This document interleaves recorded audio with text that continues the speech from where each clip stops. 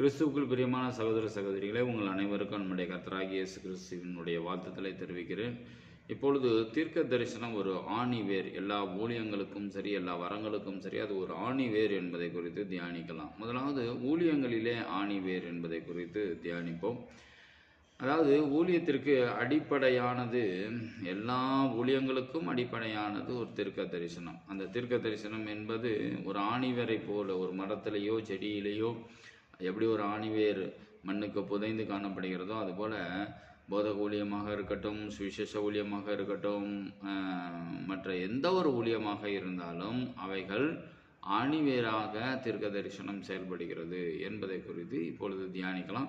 இப்போ மொத்தம் 5 விதமான ஊழியங்கள் சொல்லப்படுகிறது. எபேசியர் 4வது அதிகாரம் 13வது வசனத்தில் அவர் சிலரை அப்போஸ்தலராகவும், சிலரை தீர்க்கதரிசிகளாகவும், சிலரை சுவிசேஷகர்களாகவும், சிலரை மெய்ப்பர்களாகவும் போதகராகவும் ஏற்படுத்தினார் என்று சொல்லப்படுகிறது. இப்போ இது எல்லாமே ஒரு பரிபூர்ண பர்ஃபெக்டான ஒரு ஊழியத்தை, அதாவது அப்போஸ்தலன் என்றால் பரிபூர்ணம், தீர்க்க தரிசனம் என்றால் பரிபூர்ணம் என்று இதை ஒரு வகைப்படுத்தி சொல்லப்படுகிற ஒரு காரியமாக இருக்குது. இப்போ இதுலேயே தீர்க்க தரிசனம் ஊழியம் இருக்குதே அப்படி, அப்போ போதக ஊழியமாக இருக்கட்டும், இல்லை சுவிசேஷ ஊழியமாக இருக்கட்டும், அல்லது அப்போஸ்தல ஊழியமாக இருக்கட்டும், அதற்கு தீர்க்க தரிசன ஊழியம் தேவையானா கண்டிப்பாக தேவைப்படுது.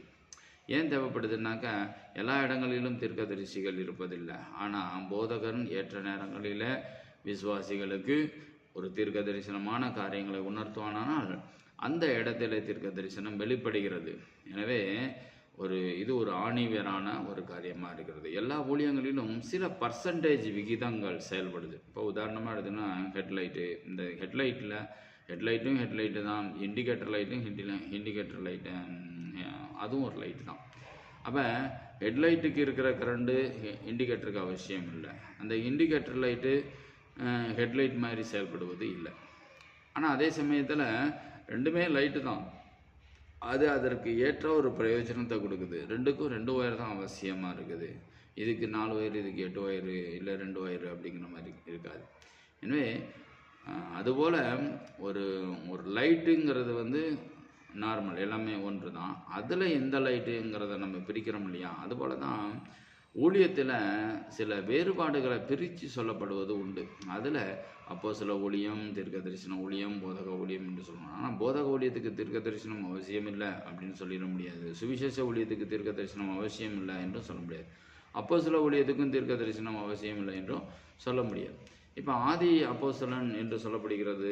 ஒரு உதாரணமாக எடுத்துக்கிட்டிங்கன்னாக்கா, மோசே ஒரு அப்போஸ்தலன் என்று கூட சொல்லலாம். யாத்திராகமுள்ள 4வது அதிகாரம் 12வது வசனத்தை தியானிக்கலாம். யாத்திராகம் 4வது அதிகாரம் 12வது வசனம்.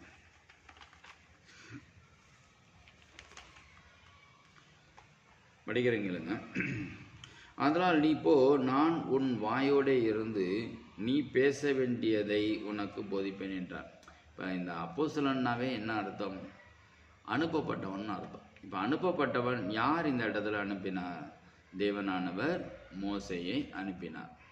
அப்போ அது ஒரு மொழியாக்கம் தானே தவிர, மற்றபடி அப்போஸ்தலன்னாக்கா அது ஒரு தனிப்பட்ட ஒரு ஸ்தானம் என்பது இல்லை. இப்போ எல்லாரையும் தேவன் அனுப்புகிறார். எங்கே? நீ போ, நீ பேச வேண்டிய இடத்துல நான் பேசுவேன்னு சொல்கிறார். இப்போ இந்த இடத்துல போ என்று சொல்லுகின்றது அனுப்பப்பட்டவன், பேச வேண்டியதை நான் பேசுவேன் என்பது தரிசனம், தீர்க்க தரிசனம். எனவே மோசையை ஒரு அப்போஸ்தலன் என்றும் சொல்லலாம், ஒரு தீர்க்கதரிசி என்றும் சொல்லலாம்.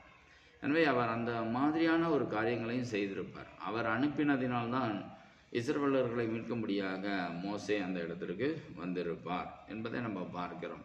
என்னாகும் 12வது அதிகாரத்தில் 5, 8வது வசனங்களில் பார்க்கப்படும் போது,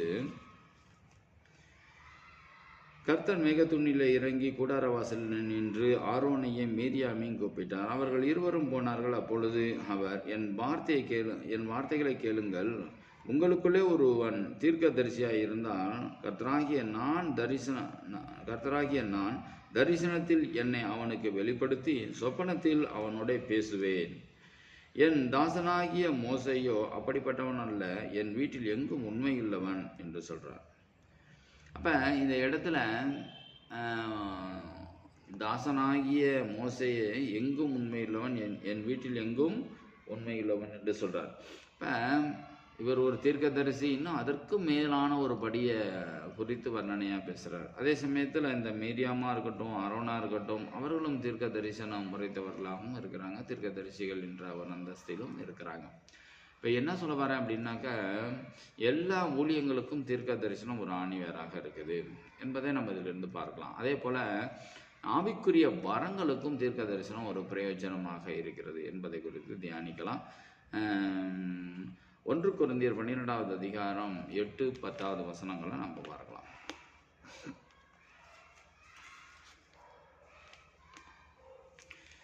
எப்படி எனில், ஒருவனுக்கு ஆவியினாலே ஞானத்தை போதிக்கும் வசனமும், வேறொருவனுக்கு அந்த ஆவியினாலேயே அறிவை உணர்த்தும் வசனமும், வேறொருவனுக்கு அந்த ஆவியினாலேயே விசுவாசமும், வேறொருவனுக்கு அந்த ஆவியினாலே குணமாக்கும் வரங்களும், வேறொருவனுக்கு அற்புதங்களை செய்யும் சக்தியும், வேறொருவனுக்கு தீர்க்க தரிசனம் உரைத்தலும், வேறொருவனுக்கு ஆவிகளை பகுத்தறிதலும், வேறொருவனுக்கு பற்பல பாஷைகளை பேசுவதும், வேறொருவனுக்கு பாஷைகளை வியாக்கியானம் பண்ணுதலும் அளிக்கப்படுகிறது என்று இந்த இடத்துல சொல்கிறார்.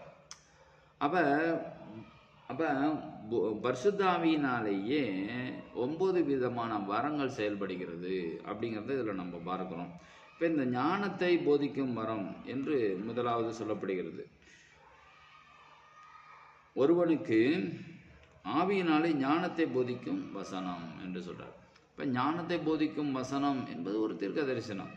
அந்த நாட்களில் 1 கொரிந்தியர் 1 சாமுவேல் 9வது அதிகாரத்தில் 9வது வசனத்தில் சொல்லப்படுகிறது, முற்காலத்தில் இஸ்ரவேலில் யாதொருவர் தேவனிடத்தில் விசாரிக்க போனால் ஞான திருஷ்டிக்காரனிடத்தில் போவோம் வாருங்கள் என்பார்கள். இந்நாளில் தீர்க்கதரிசி என்னப்படுகிறவன் முற்காலத்தில் ஞான திருஷ்டிக்காரன் என்று சொல்லப்படுகிறது. எனவே ஒரு ஞானத்தை போதிக்கும் வசனம், ஞானத்தை குறித்து போதிக்கிற ஒரு வரம் பெற்ற ஒரு நபர் இருக்கிறாங்கனாக்கா, அவங்க தீர்க்க தரிசனம் இல்லாமல் ஞானத்தை போதிக்க முடியாது. அந்த நாட்களில் ஞான திருஷ்டிக்காரனை தான், இன்றைக்கு இருக்கிற தீர்க்கதரிசிகளை தான் அன்றைய நாட்களில் ஞான திருஷ்டிக்காரன் என்று சொன்னாங்க. இப்போ இதுலேருந்து என்ன தெரியுது அப்படின்னா, ஞான திருஷ்டிக்காரனாலும் தீர்க்க தரிசனம்னாலும் ஒன்று தான் என்பது புரிய வருகிறது. அதேமாதிரி ஆவிகளை பகுத்தறிதல், ஒரு தேவன் நமக்கு வெளிப்படுத்தலைனாக்கா ஆவிகளை பகுத்தறிய முடியாது. இந்த ஆவிகளில் 2 விதமான ஆவிகள் இருக்குது. ஒன்று மாம்சத்துக்கு எதுவான ஆவி, இன்னொன்று ஆவிக்குரிய ஆவி, அப்படின்னா பரிசுத்த ஆவியானவர். இந்த ஆவிக்குரிய விஷயங்களில் கலாத்தியர் 5வது அதிகாரத்தில் 2 பிரிவாக 5வது அதிகாரம் 19வது வசனத்திலிருந்து சொல்லப்படுகிறது. என்ன சொல்கிறாரு பாருங்கள்.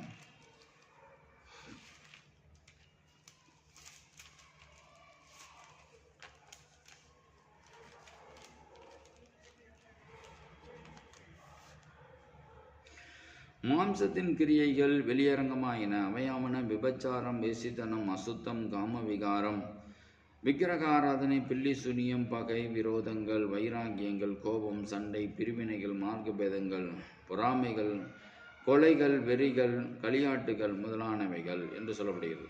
இப்போ இது மாதிரியான ஆவிகள் ஒரு மனுஷனிடத்தில் இருக்குதுன்னா, அவனை குறித்து அவன் எந்த ஆவியில் அவன் பொழுது கிரியை செய்கிறான், கோபத்தில் கிரியை செய்கிறானா, இல்லை பகையில் பேசுகிறானா, சுத்தமான காரியங்கள் பேசப்படும் பொழுது, இப்படி ஆவிகளை பகுத்தறிதல். இது ஆவிகளை பகுத்தறிவதில் அசுத்தாவிகளை பகுத்தறிவது. அதேமாரி பரிசுத்தாவியை பகுத்தறிகிறதும் அன்பு, சந்தோஷம், சமாதானம், நீடிய பொறுமை, தயவு, நற்குணம், விசுவாசம், சாந்தம், இச்சை அடக்கம், இப்பேற்பட்ட ஒரு குணம் உடையவர்களை நாம் பகுத்தறிதல்.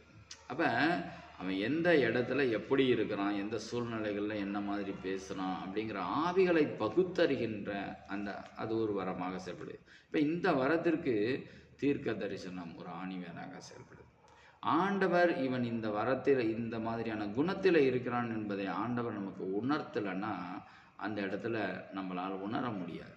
எனவே ஒவ்வொரு வரங்களுக்கும் தீர்க்க தரிசனம் ஒரு ஆணிவேராக செயல்படுகிறத பார்க்கிறோம். அதே போல் அறிவை உணர்த்துகிற காரியங்கள், அறிவை ஆண்டவர் தான் நம்ம நிமித்தமாக ஆண்டவர் பிறருக்கு அறிவை உணர்த்துகிறார். எனவே ஒவ்வொரு வரங்களிலும் தீர்க்க தரிசனம் முக்கியமாக செயல்படுகிறது. அது ஒரு சில பர்சன்டேஜாக கூட சொல்லலாம், பூரணப்படுது. அதான் இப்போ எப்படி ஒரு சங்கிலி தொடர்பு, எல்லா குணங்களுக்கும் சரி எல்லா ஊழியத்துக்கும் சரி ஒரு சங்கிலி தொடர்பாக இந்த தீர்க்க தரிசனம் செயல்படுகிறது. இதை தான் நம்ம தீர்க்க தரிசனத்தின் ஆணிவேர் என்று சொல்லப்படுகிறது. எனவே இந்த தீர்க்க தரிசன ஆணிவேராகிய இந்த குணங்கள் அப்படின்னா, இந்த குணங்களாக இருக்கட்டும், இந்த ஊழியமாக இருக்கட்டும், தீர்க்க தரிசனம் இல்லாமல் செயல்படுவது இல்லை.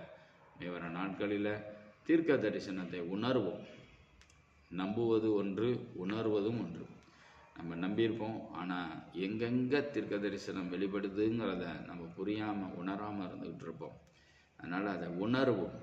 அதை உணர்வதற்கு பலப்படுவோம். ஊழியத்தின் பகுதிகளில் வேத வார்த்தையை தியானிப்பதில் பலப்படுவோம். அப்பொழுது இன்னும் தேவன் நமக்கு வெளிப்படுத்துவார்.